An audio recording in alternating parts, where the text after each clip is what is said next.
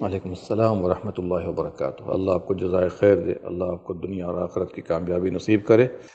دیکھیے، عقیدہ وحدت الوجود اور وحدت الشہود یہ بہت خطرناک عقیدہ ہے۔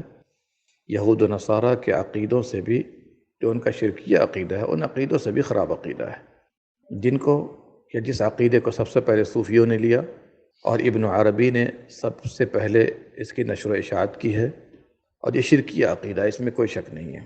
یہ وحدت الوجود کا عقیدہ کیا ہے؟ کہ اللہ تعالیٰ ہر جگہ موجود ہے، ہر چیز میں اللہ کا سایہ ہے، ہر چیز اللہ ہے، یہاں تک کہنے والوں نے کہا اے اللہ جو میں ہوں وہ تو ہے۔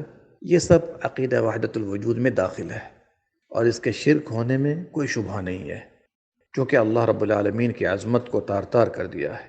جبکہ اللہ قرآن کریم میں فرماتا ہے اللہ عرش پر مستوی ہے، اور اپنی صفات حمیدہ کے ذریعے، اپنے علم، اپنی باقی صفات کے ذریعے پوری کائنات کا احاطہ کر رکھا ہے۔ گویا کہ اس عقیدے نے اللہ کو عرش فرش پہ ڈال دیا، اور حلول کا عقیدہ اسی کے تحت آتا ہے کہ اللہ داخل ہو گیا بندوں میں، جبکہ اللہ خالق ہے اور ہم لوگ مخلوق ہیں، ہم میں اللہ نہیں آ سکتا ہے۔ جی، عقیدہ وحدت الشہود کیا ہے؟ اللہ کی طرف اتنا زیادہ متوجہ ہو کہ اللہ سبحانہ و تعالیٰ سامنے نظر آئے، عیاناً نظر آئے، یہ عقیدہ وحدت الشہود ہے۔ یہ سب صوفیوں سے، بہت سے دیوبندیوں اور بریلویوں نے عقیدہ لیا ہے، شیعوں نے عقیدہ لیا ہے، اور اسی لیے فضائل اعمال میں ہم پاتے ہیں، فضائل صدقات ہے، جلد حصہ دوم ہے، صفحہ نمبر 409 میں ہے، کیا ہے؟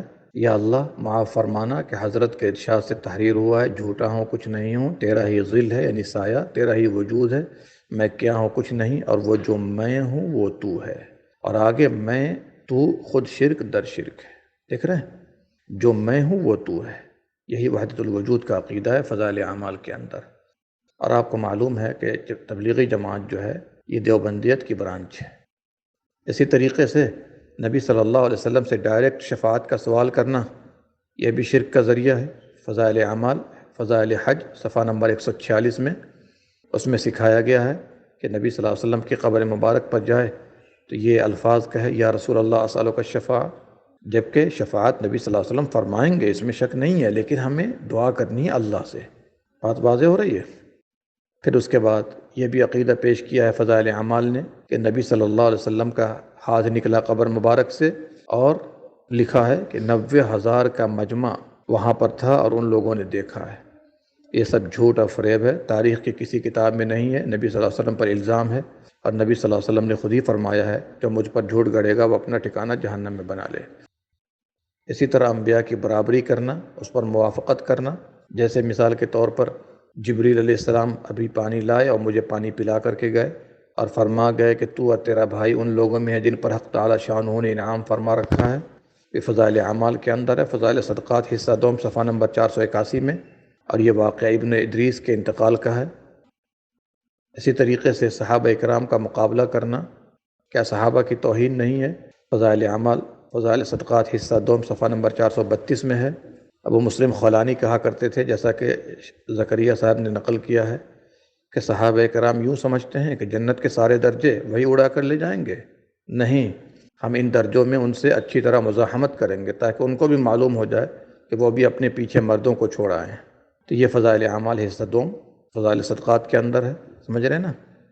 اور اس کے مقابلے میں احادیث میں کیا وارد ہے سارے لوگ جانتے ہیں، صحابہ کے بعد کوئی بھی آدمی صحابہ کے مقام و مرتبہ تک نہیں پہنچ سکتا ہے کہ نہیں؟ اسی طریقے سے جو ہے جنت کی بے حرمتی اور بے عزتی کرنا، جیسا کہ فضائل صدقات حصہ دوم کے اندر ہے، کیا ہے؟ 30 برس سے جنت اپنی ساری زینتوں سمیت میرے سامنے آتی رہی، میں نے ایک مرتبہ بھی اس کو نگاہ بھر کر نہیں دیکھا، میں تو جنت کے مالک کا مشتاق ہوں۔ ممشاد دینیوری کے انتقال کے وقت ایک بزرگ ان کے پاس بیٹھے ہوئے تھے اور وہ دعا کرنے لگے تو ممشاد ہنسے اور فرمایا ہے، سمجھ رہے ہیں نا؟ اسی طریقے سے فضائل اعمال، فضائل صدقات کے اندر مرنے والا مرنے کا وقت اور جگہ جانتا ہے، مردہ بات کرتا ہے، آنکھیں کھول دیتا ہے، اس کی تفصیل کا موقع نہیں ہے آپ کے سامنے میں پیش کروں۔ اسی طریقے سے انبیاء کے بعد کوئی بھی اللہ تعالیٰ سے ڈائریکٹ تعلیم حاصل کر سکتا ہے؟ نہیں کر سکتا ہے، لیکن آپ جا کر دیکھیے فضائل اعمال، فضائل حج، صفحہ نمبر 164 قصہ نمبر 9، اس میں پوری تفصیل ہے۔ یہاں پر اخیر کا جملہ میں آپ کے سامنے پیش کر رہا ہوں کہ امام عبدالرزاق محدث کو دیکھا، وہ حدیث سنا رہے تھے، مجمع ان کے ساتھ احادیث سن رہا ہے، اور مسجد کے ایک کونا میں ایک جوان گھٹنوں پر سر رکھے علیحدہ بیٹھا ہے۔ میں نے اس جوان سے کہا تم دیکھتے نہیں کہ مجمع نبی صلی اللہ علیہ وسلم کی حدیثیں سن رہا ہے اور تم ان کے ساتھ شریک نہیں ہوتے؟ اس جوان نے نہ تو سر اٹھایا نہ میری طرف التفات کیا اور کہنے لگا اس جگہ وہ لوگ ہیں جو رزاق کے عبد سے حدیثیں سنتے ہیں، یعنی عبد الرزاق سے، اور یہاں وہ ہیں جو خود رزاق سے سنتے ہیں نہ کہ اس کے عبد سے۔ تو یہ آپ خود ہی جائزہ لے لیں، مجھے کچھ کہنے کی ضرورت نہیں ہے۔ اسی طریقے سے کیا کعبہ مشرفہ مسجد حرام سے نکل کر کسی کی زیارت کو جاتا ہے؟ لیکن فضائل اعمال اٹھائیے، فضائل حج صفحہ نمبر 111، مکہ مکرمہ اور کعبہ شریف کے فضائل میں فائدہ کے تحت زکریا صاحب فرماتے ہیں بعض بزرگوں سے نقل کیا گیا ہے کہ بہت سے لوگ خراسان میں رہنے والے مکہ سے تعلق کے اعتبار سے بعض ان لوگوں سے قریب ہیں جو طواف کر رہے ہیں، اور بعض لوگ ایسے ہیں کہ خود کعبہ ان کی زیارت کو جاتا ہے۔ میں اس پر کچھ تنقید نہیں کرنا چاہتا، خود غور کر لیں کہ کن عقیدوں کی ترویج و اشاعت کر رہے ہیں فضائل اعمال والے۔ اب اس طرح کے عقائد جو ہے دیوبندیت اور تبلیغیت کے اندر ہو، آپ مجھے بتائیے یہ دین کی خدمت ہے یا دین کے خلاف سازش ہے؟ آپ ہی فیصلہ کر سکتے ہیں۔ اس کے علاوہ اور بھی بہت سی چیزیں ہیں جس کی تفصیل میں جانا نہیں چاہتا، لیکن اتنا کہوں گا کہ لوگ قرآن و سنت کا مطالعہ کریں، آنکھ بند کر کسی کے پیچھے نہ چلیں، علم حاصل کریں اور عمل کریں، اس کی دعوت کو عام کریں تاکہ کم از کم شرک و بدعات سے محفوظ رہیں، توحید و سنت پر گامزن ہوں، تاکہ اللہ تعالی ہم سب کو جہنم سے معمون کر دے، نجات دے دے، آمین یا رب العالمین۔